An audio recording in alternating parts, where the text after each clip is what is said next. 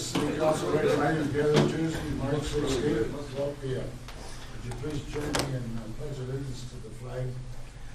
Pledge allegiance to the flag of the United States of America and to the republic for which it stands, one nation, under God, indivisible, with liberty and justice for all. Thank you. Roll call, Beth? Nelson? Yes. Knapp? Yep. Donlin? Yes. Goodchild? Yes. Wick? Yes. Motion to approve the amendment. Your second? Second. Motion made and second to approve the agenda. All those in favor say aye. Aye. Opposed? Motion carried. Today we have a hearing to start with, and has to do with our budget. That's, I want to welcome everybody in the chamber, by the way. It's good to have you all here. Glad to see you're here, and particularly our people that are watching over television. Keep watching us.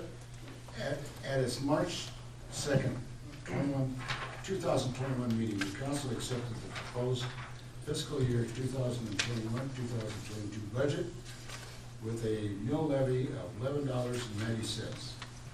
Establish this date and time to hear public comment regarding said budget. The required notice has been published, and at this time I'm going to open up the hearing and ask if there's any written or oral objections to this hearing.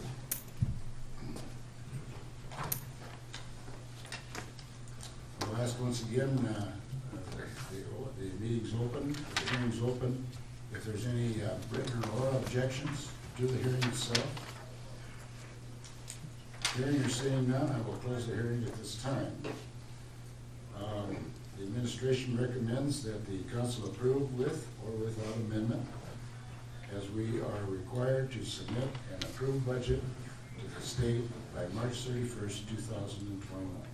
Motion adopting resolution 2111 adopting annual budget for fiscal year ending June 30th, 2022. Second to the motion.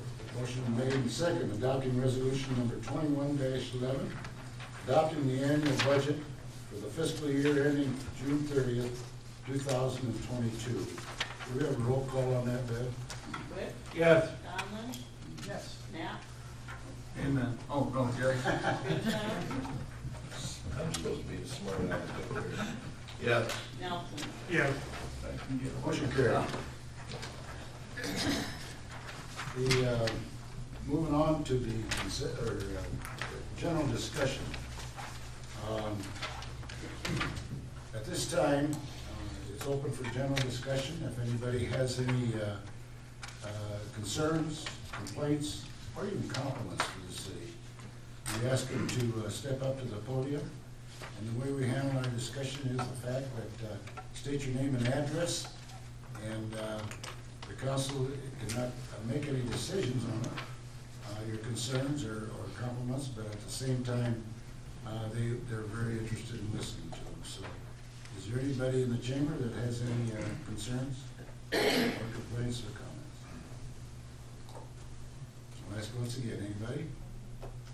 Hearing or seeing none, we'll move on. General, this is the Thumbs Up Award. Mike? I'll just renew my thumbs up from the last meeting about the movement of getting vaccinations done in our community. It proceeds and proceeds very well. And so thumbs up to those who are administering and receiving their vaccinations. Clark? Thumbs up to all the city department heads. We did budgets, and budget workshops aren't near as tough for me as it is for your finance guys and stuff, but I think it's safe to say all the departments really stepped up and just held the line. There wasn't a lot of pushback, there was some give back, and they held the line. So really appreciate it from all those departments. So Good comments. I'd say that 100%, Clark. It went very well this year. I don't know, because Jacob was here. That can't be. No. Rex? Yeah, I'd like to give a thumbs up to the golf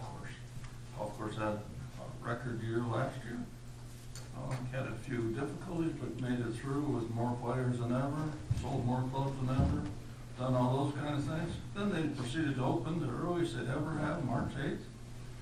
The Pins were still in yesterday, but you might have struggled to find the ball.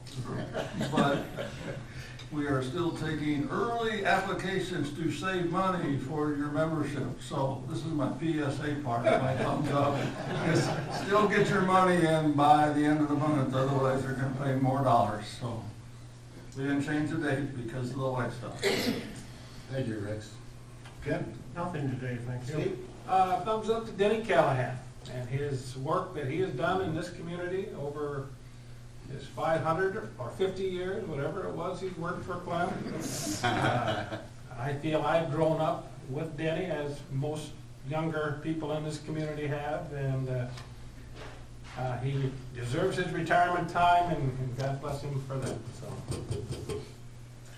Real good, that's very true. Great asset to our community over the years. Those were some good thumbs up, weren't they, man? That's the, we had to actually Thumbs up. step up. Thumbs up, thumbs up. Think about it. You know, as many as we've had in a long I'm time. not sure we can match that again. Good enough, thanks a lot. Moving on to the consent items. All items listed on the consent agenda will be enacted by one motion. There will be no separate discussion on these items unless a request is made prior to the time the council votes on the motion. Today we've got 6 of them. First one is approval of the March 2nd, 2021 regular meeting minutes. Number 2 is a list of the bills for the period ending March 12th, 21. Third one is a monthly financial statement for February 2021. Fourth one is a new beer, wine, cigarette permits for our new Quick Star in town, a new 5-day liquor license, an outdoor service area for Bachers, and an appointment. And the 6th one is the urban revitalization tax exemption requests. And before anybody has any questions to pull any of these with your council members, but I just want to point out the appointment. It has to do with Matt Wentz on the Civil Service Committee.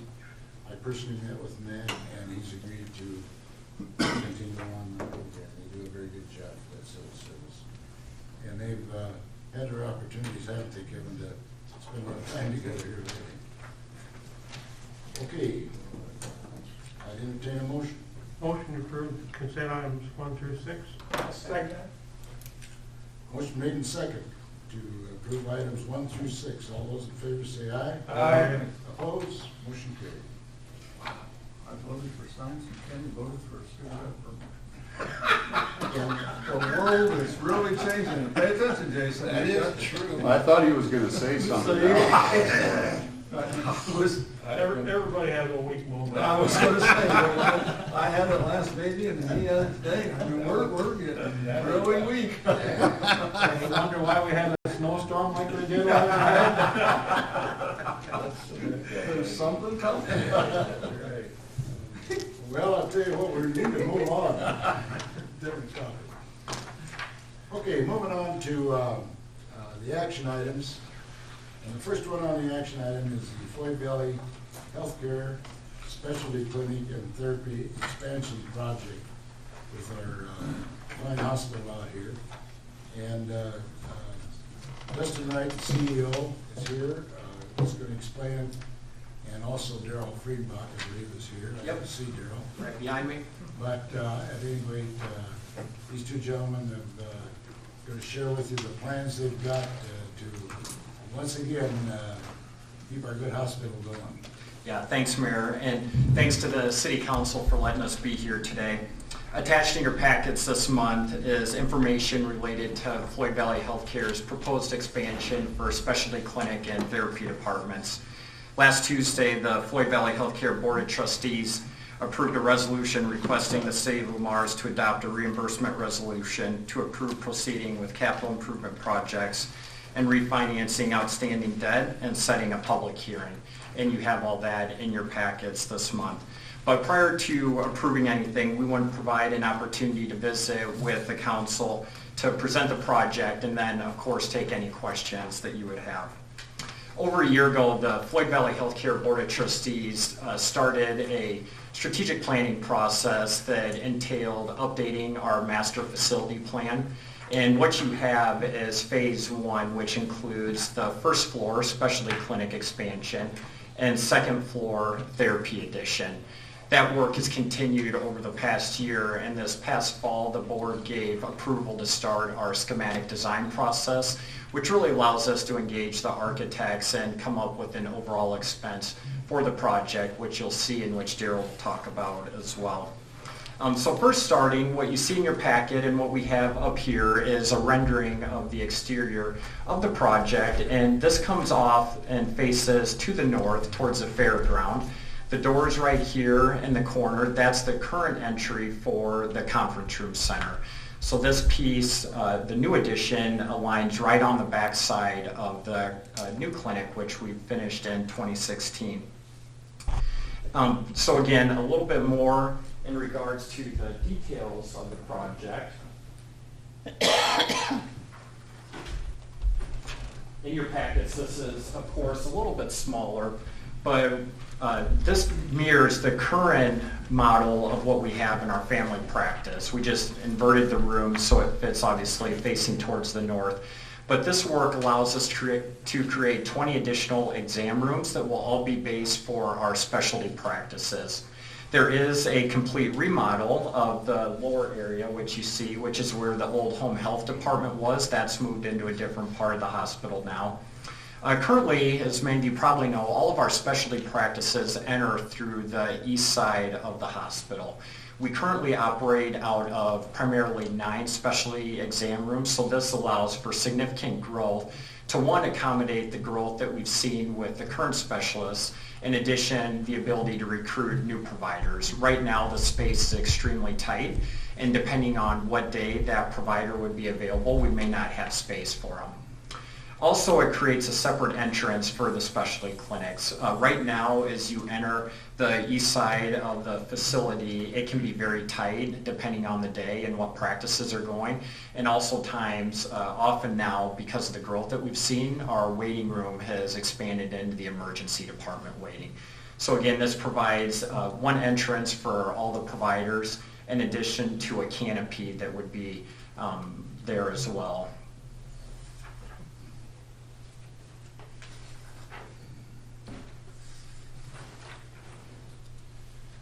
The second floor of the proposed project is for addition of our therapy departments. Also, we're proposing a complete remodel of the current therapy departments, which you see at the bottom of the schematic design. A key part to this is that it allows us to bring all of our therapies into one space. Right now, our speech therapy is located more towards the core of the hospital, and that allows us to get our speech therapists in one area with all the therapy departments. There's a lot of communication back and forth, and also as we look at future phases of our master facility plan, where speech therapy is currently located, will potentially cause some problems if we aren't able to get them relocated for future additional work. The second floor, which sits above the specialty clinic, that will allow us to put all of our exam rooms along that exterior corridor. We'll create 5 new exam rooms for our PT department. The center core area allows us to add additional equipment. And then on what would be the east side of the building, we're proposing to build a 6-foot track, because right now when all of our therapy departments are working with patients, they use interior corridors of the hospital because the current department is so tight and it really doesn't allow good walking or exercise space. So of course, why we're here, anytime there's big additions to Floyd Valley as a municipal hospital, we have city council approval, which many of you are familiar with and what we've done in the past. And what Daryl will talk about is our intention for the city of Lamar's to submit and file a USDA loan application. Again, because we're a municipal hospital through the city of Lamar's, we need the city's approval and to sign all those documents. And Mayor, we know that you're familiar with that process when we went through the North Addition and everything that entails. 66 of them, by the way. We got a new pen for you this time. New pen, lots of signatures, but overall, we are extremely excited about the growth that this project allows us to move forward with. The majority of our services continue to be outpatient-based as a facility, and that is a common trend that you see across healthcare. So for us to be able to add those additional specialty exam rooms, support our providers, and ultimately support our mission of keeping care as close as home to possible, which is always a top priority for us. So next I'll let Daryl talk a little bit about some of the financing and our sources and use document, which you have in your packets, which is part of what we need to submit with our USDA application. So how many years, Darrell, How many years? have you been at the hospital and you've been coming to meetings that I've been sitting here? All of them? I've been All here. of them? Yeah, I think I outlasted you. I've been here 33 years That's what I now. was thinking. You Yeah. were before we even got the doctor's clinic. Right. bought, Right? Before Yeah. Frank. Right? Yeah. And see, I just started with Frank, so. Yeah, that's right. Yeah. Just a couple of changes over the years, so. So thank you for being along and be here this afternoon. And just a little bit of background, as Dustin alluded to.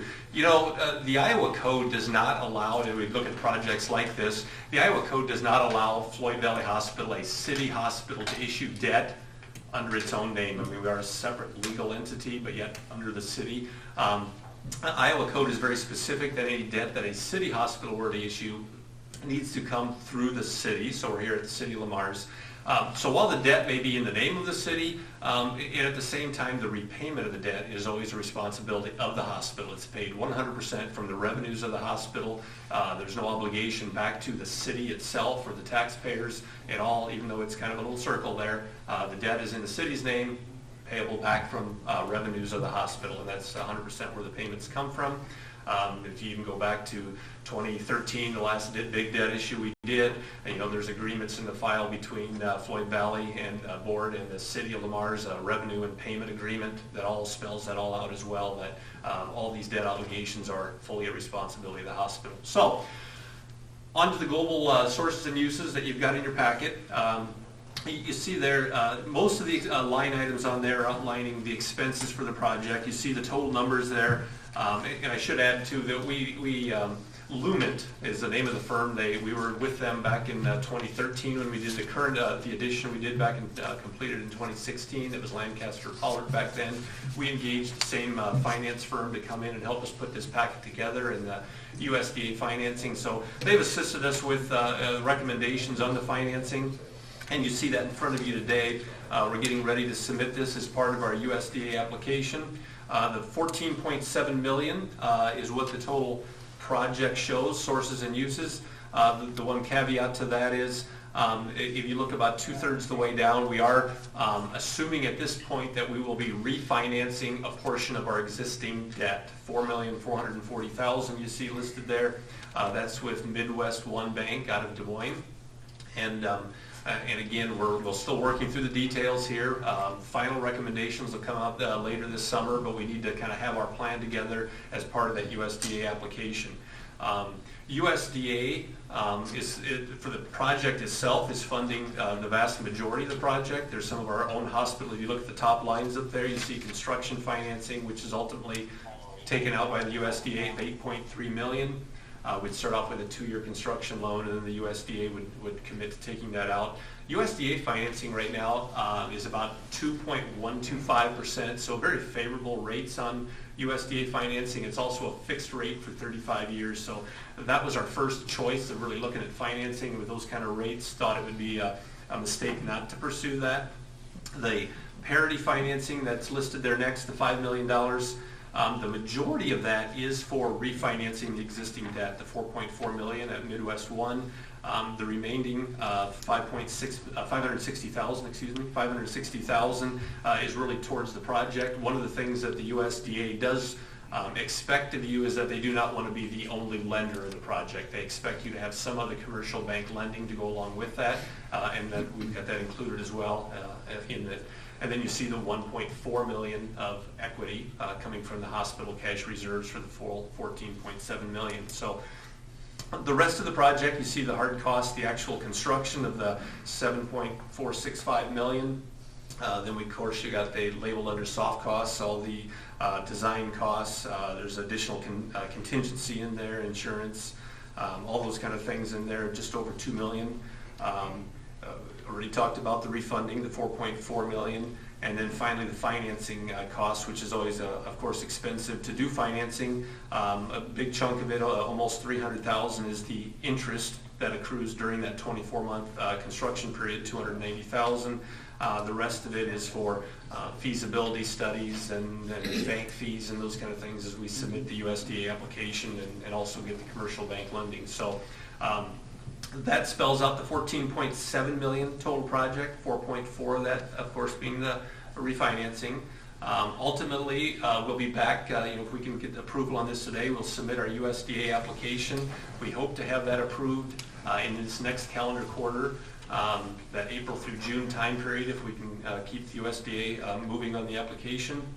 The interest rate, as I said, right now is 2.125. That could reset April 1, and then it'd say fixed for that quarter. So it'd be nice to get whatever that reset may be, get our application in and locked in at that point.